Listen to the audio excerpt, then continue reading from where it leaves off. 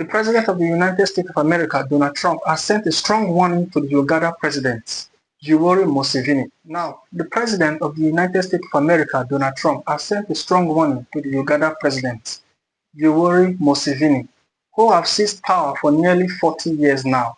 That is to say 39 years, 11 months and 20 days, calculated on the 26th of January 2026. Haven't held the position since January 26, 1986.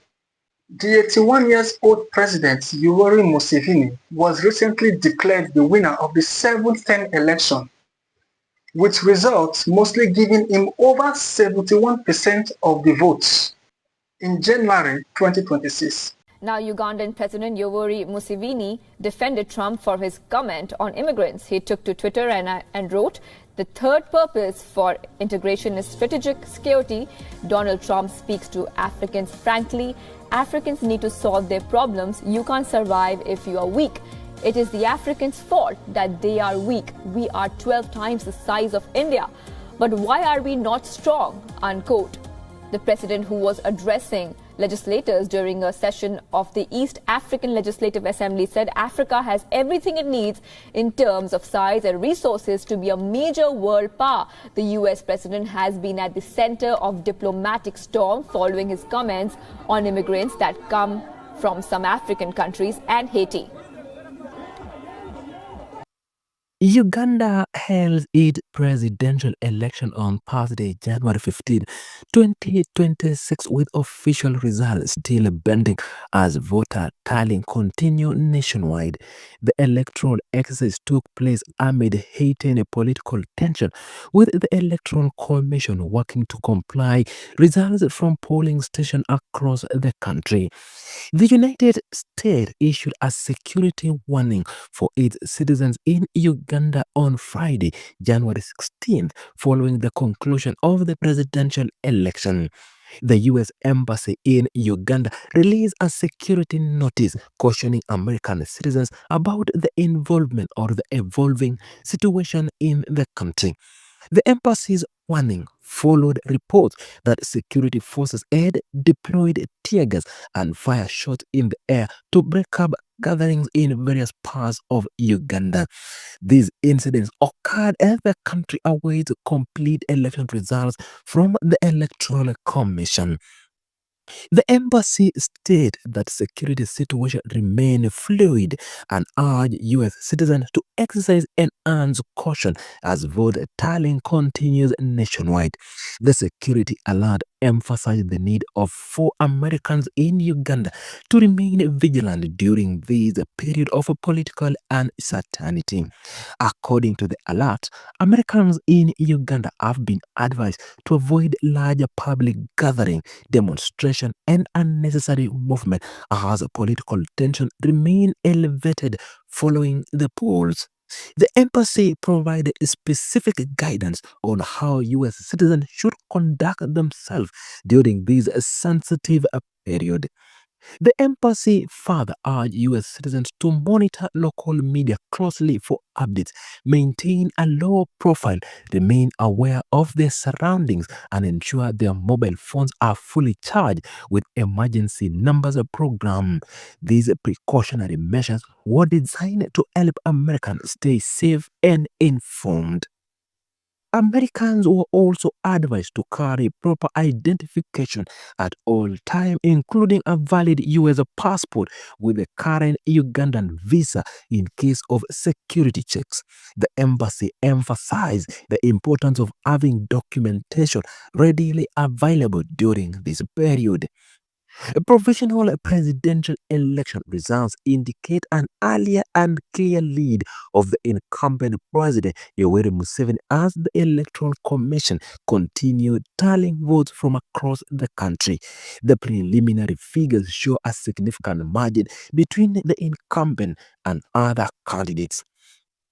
Opposition leader Robert Chaholanyi, popularly known as Bobby Wine, dismissed the results announced by the Electoral Commission chairperson.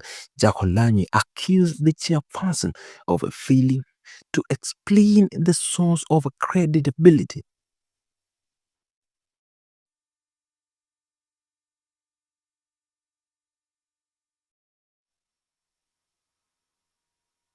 Jakolani insisted that Ugandans will ultimately determine the outcomes of the election, raising concerns over possible post-election dispute. His rejection on the preliminary results added to the political tension in the country following Thursday vote.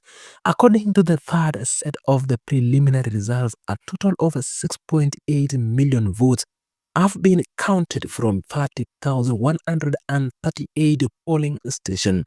These polling stations represented 59.4% of all polling stations nationwide as of the time of publishing. President Yoweri Museveni was leading with 5.1 million votes, accounting to 75.38% of the total votes casted. This figure marked a slight drop compared to the second preliminary result released earlier in the day, though the incumbent maintained a commanding lead. Bobi Wine held second place with 1.4 million votes, representing 20.7%. The total vote counted so far. The gap between the leading candidate and the opposition figure remains substantial as tallying continues across many polling stations. Uganda had previously experienced unrest following dispute election outcome. International observers were closely watching development as the Electoral Commission moved to announce the final results from the January 15th presidential election. The security warning from the U.S. Embassy came as the country navigated the delicate period between the close of polls and the announcement of final verified results. The embassy alert reflected concerns about the political volatility during the tallying process.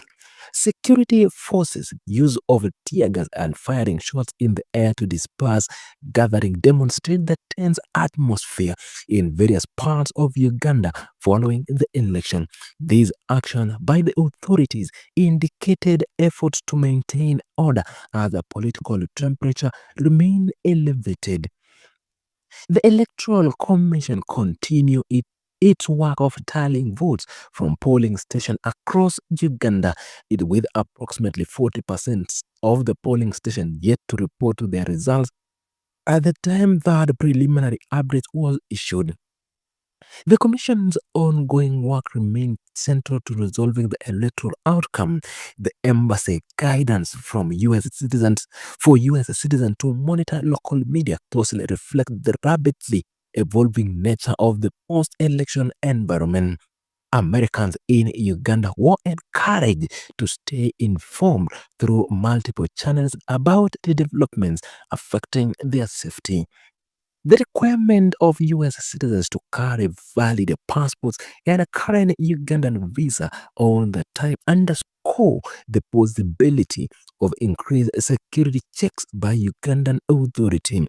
The embassy anticipated that the government force might conduct more frequent identity verification during the sensitive post-election period. The Electoral Commission continues tallying votes from the remaining polling stations across Uganda, represented the ongoing official process to determine the final election outcome. The Commission faced the task of completing its count while managing the heightened political tension with completing claims about legitimacy of announced results. When the United States issues a formal warning about an election in a foreign country, it is never routine. It is not a press release written for decoration. It is a signal measured, deliberate, and serious. And this week, that signal was directed squarely at Uganda. This is not just another African election story buried in international headlines. What unfolded in Uganda after the January 15th, 2026 presidential election raises a much deeper question, one that Americans, especially those who have watched the Cold War, the War on Terror, and decades of U.S. foreign policy will recognize immediately. What happens when a longtime security partner holds an election the world no longer trusts? According to official statements, the United States Department of State and the U.S. Embassy in Kampala expressed deep concern over alleged voter intimidation restrictions on media access, internet shutdowns, and post-election violence. These are not abstract accusations. They strike at the very foundation of democratic legitimacy, free choice, transparency, and public trust. Uganda's Electoral Commission declared the incumbent president, who has ruled since 1986, the winner with more than 71% of the vote. But the opposition led by Bobi Wine rejected the results outright, calling the process fraudulent and repressive. Reports of security deployments, tear gas arrests, and an internet blackout imposed days before voting only intensified fears that this election was controlled long before ballots were counted. For Americans watching from afar, this story matters for a reason many headlines fail to explain. Uganda is not isolated. It plays a central role in regional security, contributes troops to international peacekeeping missions, and has long been treated as a strategic ally by Western governments. When democratic standards erode in such a country, the consequences do not stop at its borders. So tonight we ask a simple but uncomfortable question. Can stability justify elections that citizens no longer believe in? And if democratic trust collapses in Uganda, what precedent does that set for East Africa and for America's role in defending democratic values worldwide? If you believe democracy is more than just a ceremony every 5 years, stay with us. And if you believe the truth matters more than political convenience, please subscribe and share this video. We need informed voices now more than ever. The presidential election held in Uganda on January 15, 2026, was presented by authorities as a routine democratic exercise. But almost immediately after polls closed, it became clear that this vote would not be treated as ordinary either at home or abroad. What followed was a sequence of official announcements, security actions, and international responses that transformed a national election into a regional concern. Uganda's Electoral Commission announced that the incumbent president, who has remained in power since 1986, had secured another term with approximately 71 to 72% of the vote. On paper, the margin appeared decisive. Yet within hours, opposition leaders rejected the outcome, arguing that the process itself had been compromised long before ballots were counted. The strongest and most visible challenge came from Bobi Wine, who publicly dismissed the results as fraudulent and accused the state of widespread irregularities, including ballot stuffing and harassment of electoral agents. As these claims circulated, attention shifted quickly beyond Uganda's borders. The United States Department of State issued a formal statement expressing deep concern over reports emerging from the country. The message was carefully worded but unmistakably firm. U.S. officials cited allegations of voter intimidation, restricted access for media, and violence surrounding the election period. These were not vague criticisms. They touched on specific practices that, in the view of Washington, undermined the credibility of the vote itself. At the same time, the U.S. Embassy in Kampala released a security advisory warning American citizens to exercise caution. The advisory referenced incidents of tear gas use and reported shootings during demonstrations that erupted after provisional results were announced. Now, the United States government has issued a firm warning to Uganda's authorities, expressing deep concern of alleged voter intimidation, restricted media access, and violence surrounding the East African nation's highly contested 2026 presidential election. This statement follows reports of heavy security deployment, internet and communication shutdown, and opposition claims that the electoral process lacked transparency and fairness, factor that critics say undermine democratic standards and could fuel instability. In security advisories and public statements, the U.S. Embassy in Kampala and the U.S. Department of State urged Ugandan authorities to uphold democratic norms by ensuring election credibility, protecting civil liberties, and allowing open media coverage. The embassy warned American citizens in Uganda to exercise caution amid post-election tensions, citing incidents of tear gas use and reported shooting during demonstrations following provisional results. So, President, it seems that Ugandans are a little bit fed up with you because we are reading a lot of reports about this Facebook revolution, people trying to go to the streets even though they are prevented, they are afraid, of course, of the security forces, but they want to create something like, the Arab Spring in Uganda. People are fed up because it's more than 3 decades of your leadership, and term after term after term, it's only one man ruling the country, and the world around Uganda has changed. All presidents around Uganda have gone, but you. So do you agree with me that there is a little bit of, fatigue of your leadership? Have you heard of something called democracy? Again, like I told you, these unsolicited lectures. Oh, have you heard of something called democracy? Now, let me teach you about democracy. Sad. Have you heard of it? I heard of it. Democracy means you elect the people you like. We had elections about 1 year ago, and I got, my party got 62% of the vote. And in fact, it would have been more if it was not for quite a bit of spoiled votes. So that does not show that the people of Uganda are fed up of our party, because they have voted for us 5 times, winning free competition. The question is actually about you, not the political party, the NRM. Don't you think people are disenchanted? They are disenfranchised. They are tired, disoriented with the regime, with yourself.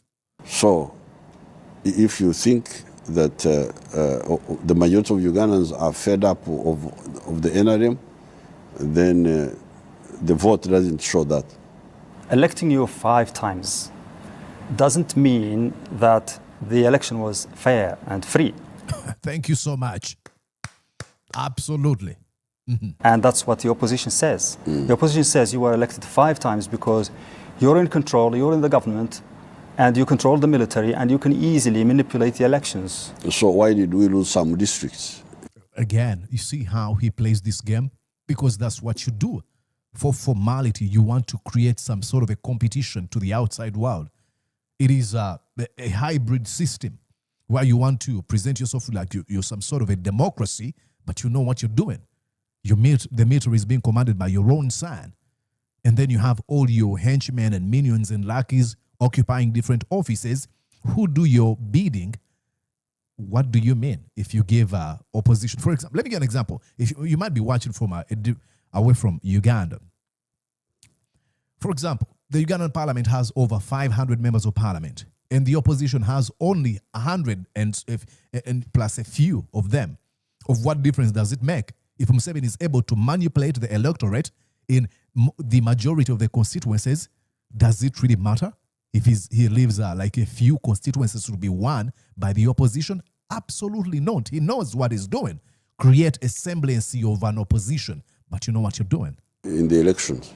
Why did we what? Why did we lose elections in some districts? Oh, but that's just to justify this, Exactly. to make it look like a real democracy. You Oh. have Exactly. to lose something. It was arranged.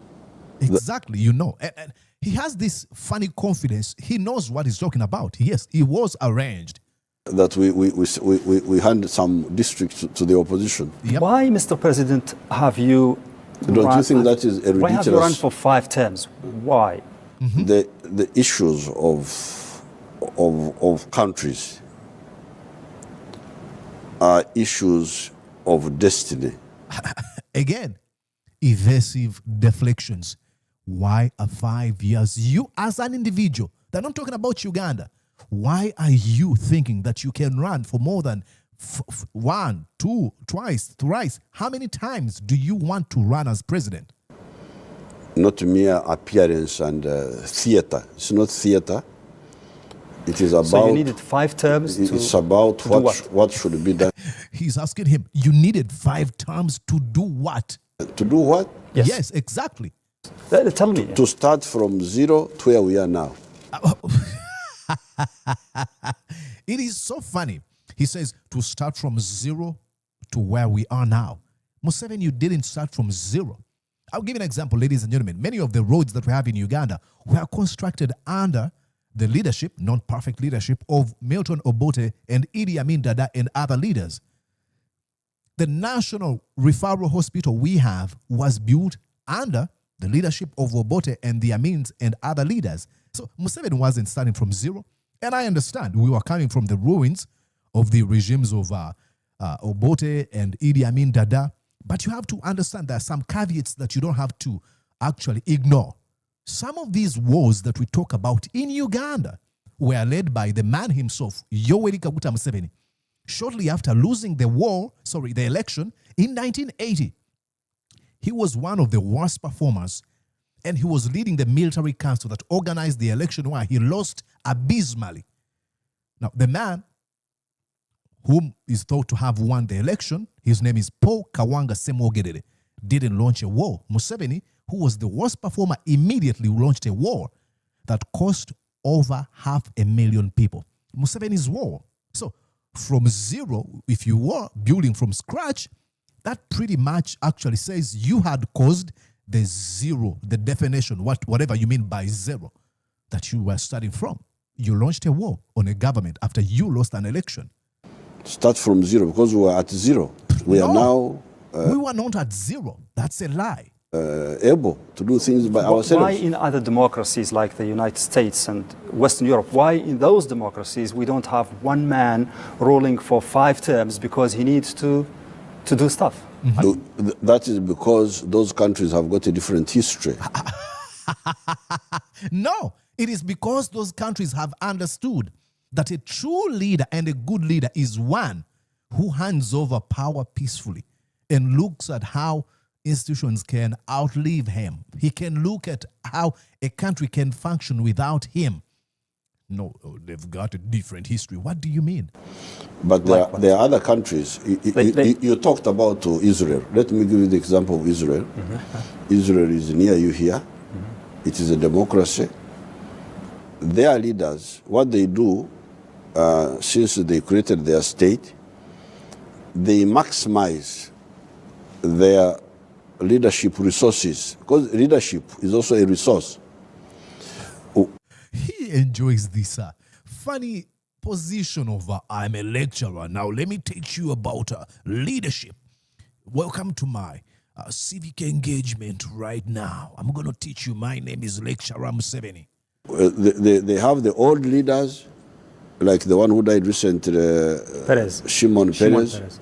They have the young ones who came later, and they all compete. Okay, why don't we have more than one leader in Uganda? They all Mr. President, why don't we have more than one leader? He won't let go. I love him. Why don't we have more than one person? Why do you think you're the only one who can actually do it? Leader in Uganda. Because you have raised Uganda. You have been... My party has been winning.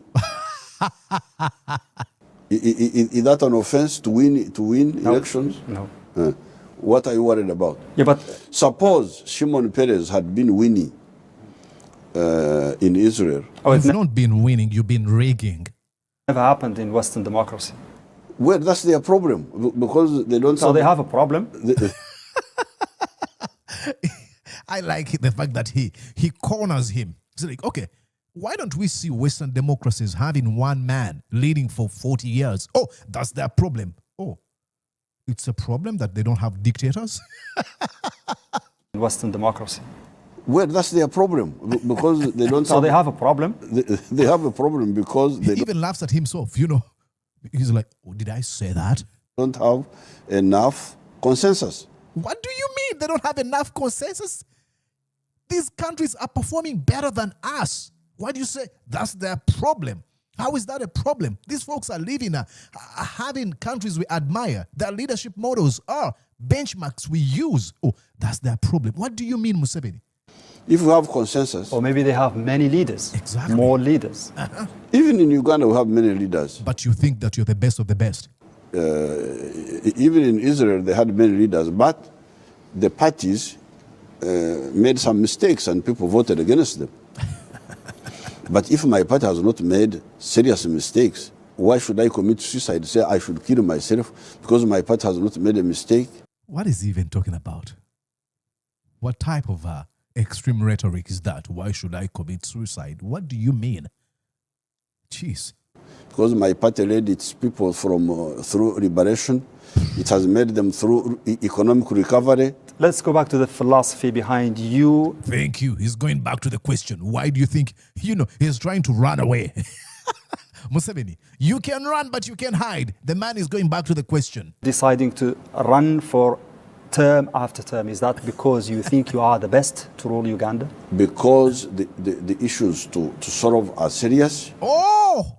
Because issues to solve are serious, and I'm the only serious man who can fix or solve those issues. What?